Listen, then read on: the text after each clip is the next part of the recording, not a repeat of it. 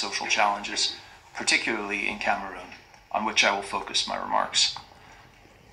The security and humanitarian conditions in Cameroon's northwest and southwest regions have significantly deteriorated since the last UNOCA briefing to the Security Council in June. Violence continues to escalate, obstructing vital humanitarian aid delivery to over 430,000 IDPs and blocking health and education services to rural children. Mr. President, October was the most violent month on record in Cameroon in recent years, and judging from anecdotal reports, we fear that November will surpass October as the bloodiest month on record. We don't want to see that horrible trend continue again this month in December. The violence must stop now. Violence between government and Anglophone separatists has resulted in killings and abductions of civilians, including a U.S. missionary, who was killed on October 30th. Faced with mounting insecurity, tens of thousands of Cameroonians have fled to neighboring Nigeria, as we've heard, while hundreds of thousands have been internally displaced and need humanitarian assistance. The stakes in Cameroon are too high for this crisis to continue unaddressed. Cameroon remains an essential security partner in the fight against Boko Haram and the Islamic State in West Africa, including as a member of the multinational Joint Task Force. The continuing crisis threatens to detract from our mutual security objectives in the Lake Chad Basin.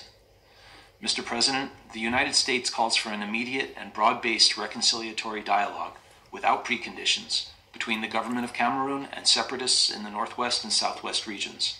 We urge all sides to forswear violence, to restore peace, and to resolve their grievances through political dialogue. We note that in his inaugural address on November 6th, President Biya expressed confidence that, quote, there is an honorable way out in everyone's interest, end quote.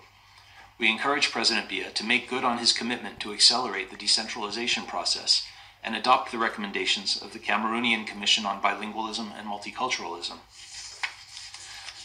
The creation of a government-led Humanitarian Assistance Coordination Center is a promising development. However, the government has done little to address concerns over its own lack of respect for humanitarian principles of neutrality and impartiality, and the guarantees of unhindered access to conflict-affected populations. We urge the government of Cameroon to prioritize respect for humanitarian principles and to ensure unobstructed access for UN agencies and humanitarian NGOs assisting conflict-affected populations. Mr. President, the United States believes that UNOCA, through the good offices of Special Representative Fall, could provide technical assistance and mediation support to facilitate a broad-based reconciliatory dialogue without preconditions. We hope that ECCAS, the AU's Peace and Security Council, and the AU Commission will enhance their efforts to support the peace process, and we encourage them to coordinate with UNOCA in this effort. A peaceful and stable Cameroon is critical to regional stability in Central Africa, and both deserves and requires the continued and close attention of this Council.